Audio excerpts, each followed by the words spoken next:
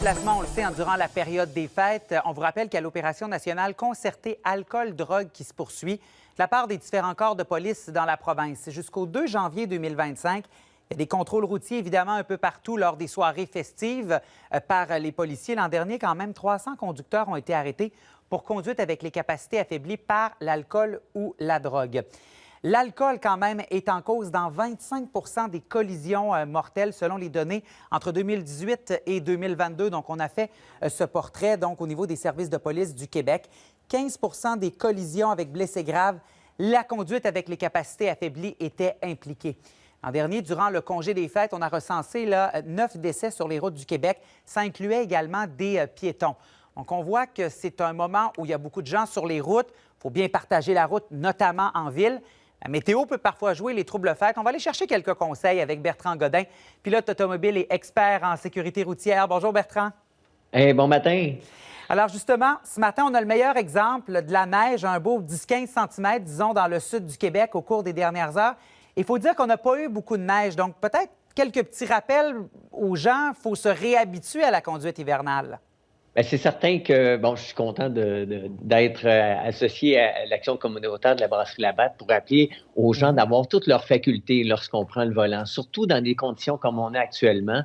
Bon, il a tombé de la neige, il fait -6, donc la neige est assez volatile. Donc, la visibilité est essentielle. Donc, déglacer, déneiger votre voiture, les vitres doivent être complètement dégivrées, ayez du lave-glace parce que lorsque, justement, l'abrasif va faire effet, bien, ça va changer en eau. Et à ce moment-là, bien, on le sait, le sel mélangé à l'eau fait en sorte là, de rendre le pare-brise complètement opaque.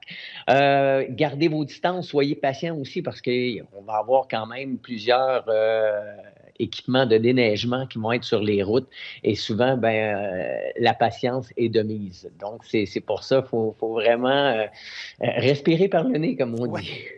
Exactement. Et également, la distance avec le véhicule qui nous précède. On le dit à chaque fois qu'il y a une bordée de neige ou qu'il y a une tempête, mais parfois, il y a des gens qui ne le respectent pas vraiment et c'est comme ça qu'on a des accrochages souvent. Énormément. Les distances, c'est essentiel. Vous savez, surtout sur la neige, on doit être en mesure d'être doux avec le freinage pour laisser mordre le pneu. C'est sûr qu'on a des systèmes ABS qui vont embarquer, mais même si vous avez des systèmes ABS, si la distance n'est pas suffisante, malheureusement, la voiture sera dans l'incapacité de pouvoir freiner.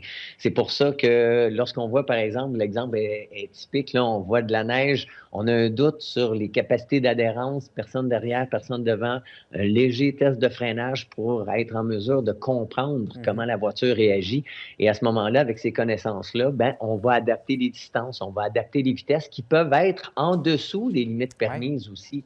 Je vois beaucoup de gens qui sont inconscients de ce que la voiture est capable de faire. Donc, on va surévaluer ou des fois sous-évaluer. Il y en a qui vont rouler très, très lentement parce qu'ils ne savent pas qu'est-ce que la voiture peut faire et ça amène une différence de vitesse des fois qui peut amener certaines situations dangereuses.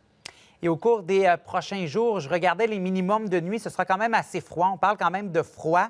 Les risques de glace noire, notamment sur les structures. Ça, comment on doit adapter notre conduite ou comment on doit réagir lorsqu'on se retrouve à des endroits où on soupçonne qu'il y a de la glace noire? Premièrement, l'anticiper. C'est pour ça que je disais souvent, le test de freinage devient efficace. Rappelez-vous que lorsqu'on arrive dans les zones plus de freinage, comme les intersections, souvent, là aussi, il peut s'accumuler une petite glace noire et c'est là que les gens vraiment se font surprendre. Donc, l'anticipation est la bonne chose à faire.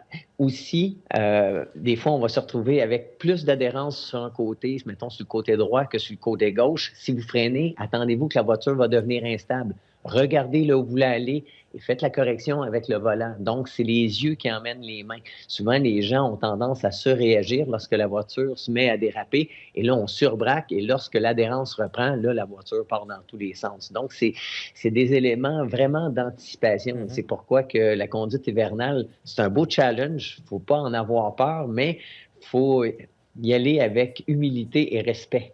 Oui, c'est bien dit. Et il y a des déplacements pour les événements festifs.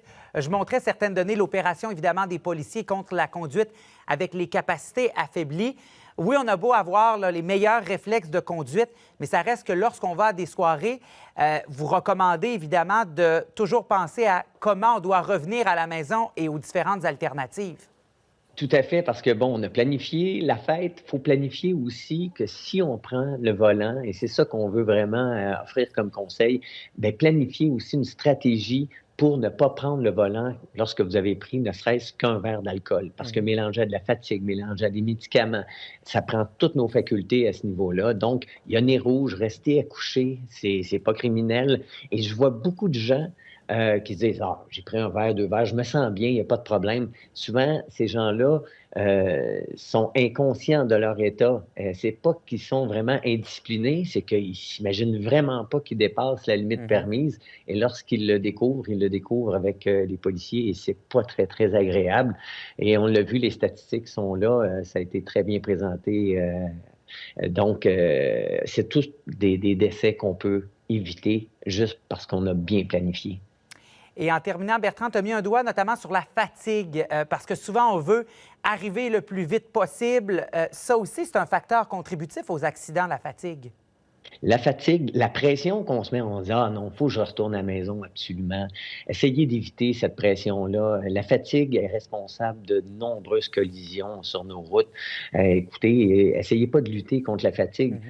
Vous êtes fatigué, les yeux commencent à vous picoter, vous frottez derrière la nuque.